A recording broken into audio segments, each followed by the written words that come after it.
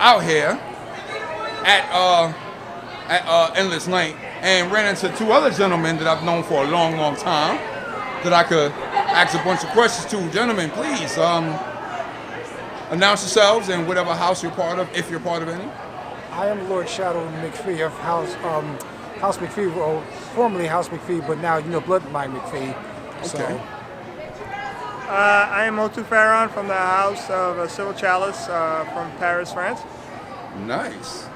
Now, again, I mentioned I've known you guys for a long, long time.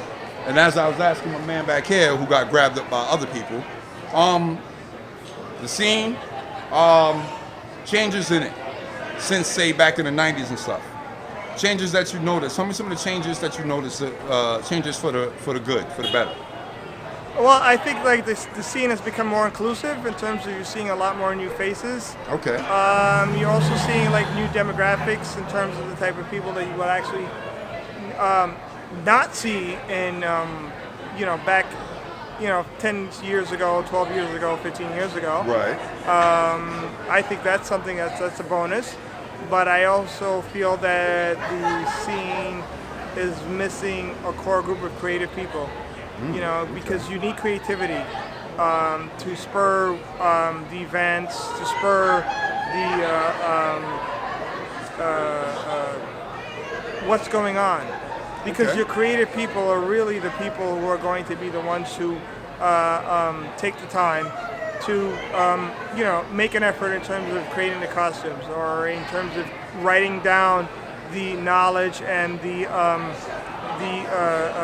spirit of what is going on.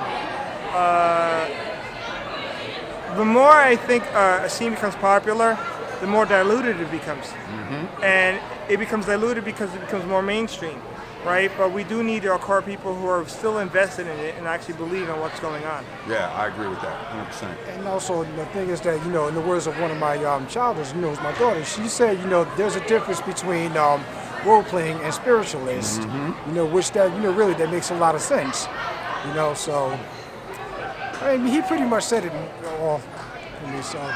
Definitely. You can go get in there, too. That's wifey. Yeah, I figured that. I looked over my shoulder and was like, okay. Go, stand.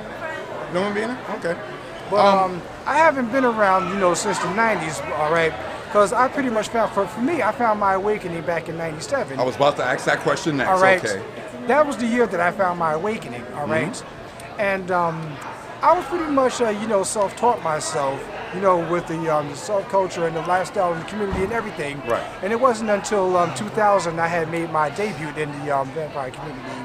Okay. That was also where I met my future sire, Lord O, which you know him already. Yes. All Shout right. out to O, man. I haven't seen you in a long time. Yes, I miss him greatly. Well, let me ask y'all, events like this, we have, and I'm going to throw it out there because I have my own definition and all that of these things. So you have like a party. A party to me is the music, people dancing to music, grinding on each other, probably coming there high, getting drunk, trying to screw everything. To me, that's a party. And in certain alternative lifestyles, even this one at times, stuff like that is important because it's still a meet and greet. But then we have more important things, in my opinion, which I call functions or events. When I hear, say, a party like the one that we're here at now, I don't consider this a party. This to me is either an event or a function. What to you guys, how important do you think functions like this are to the vampire community? I think they're highly important. I also think that the more inclusive they become with all the different factions in our community, the stronger we become. Right. Because what you have is pockets of excellence, throughout our community. Right. Right. And the thing is, it's like if these pockets were to unite, right, it's all about unity. Right. The more people that are united in one common goal, right, the greater it will be. Right. And I think we're lacking that. Okay. Yeah, because the thing is that we're all, we're similar, but, with different in method. You understand what I'm saying? Because everybody here, we all have something to, teach one another, because I'm pretty much, I am an elder, I am a teacher, but also you got to remember, keep in mind, I'm a student as well. Yes. You know what I mean? So, it's like, give or take. It's like, how do I say? it's like one big web. Okay. It's like we're woven into one big one big energy. It's like the Lion King would say, the circle of life, if you will. Oh, shut up, Chuck. Damn, loud as hell. Cut this off. I know. And bring a nasty smell behind it. And I mean, I'll keep it real. We need more people of color, like to represent ourselves. That's what he in was these saying functions. too. That's what he was saying too. Because the fact is that we have a lot of people who are creative in our scene. We have a lot of people who can give back to these functions and these events. And I would like to see more of us. Right. Right, without excluding whatever everybody else that's already going on right here. I had somebody say that. I thought I wouldn't hear the line no more, but someone just said to me about 3 days ago, "Oh, I didn't know black people were into that crazy white people stuff." And yeah, look at us. There are a lot of black real-life vampires out there.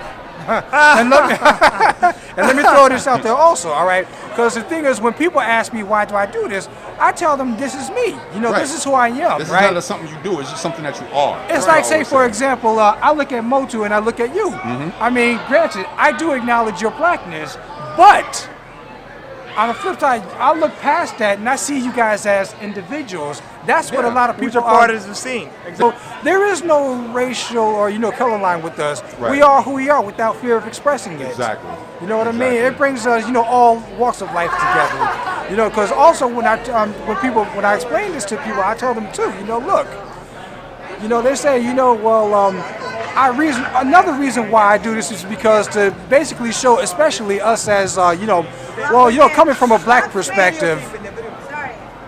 Coming from a black perspective, I basically show people that we can be ourselves without playing the stereotypical black role. That's what a lot of Afro-American Negroes fail to realize that. We don't have to all be like a one monolithic hive mindset. Yeah.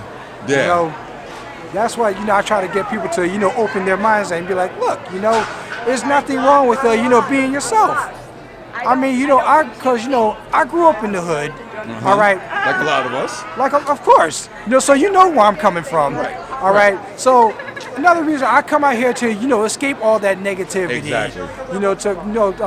To escape all that violence and negativity and just come out here to be free. Yeah. Live a free.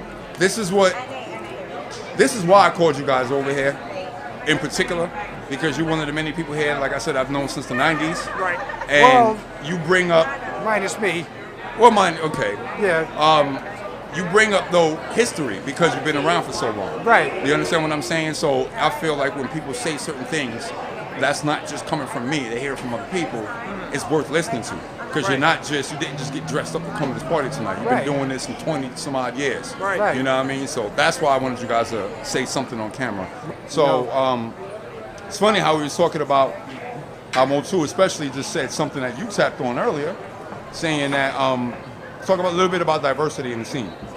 And I was like, wow, you had just said that. And then I was talking about how a lot of people over there are black with a couple Latinos and a few white people over there, and then a Latino and a black walked over here. So I think that just proves the point right there. You understand what I'm saying? That just proves the point about vampires are not all what you see on TV and all that good stuff.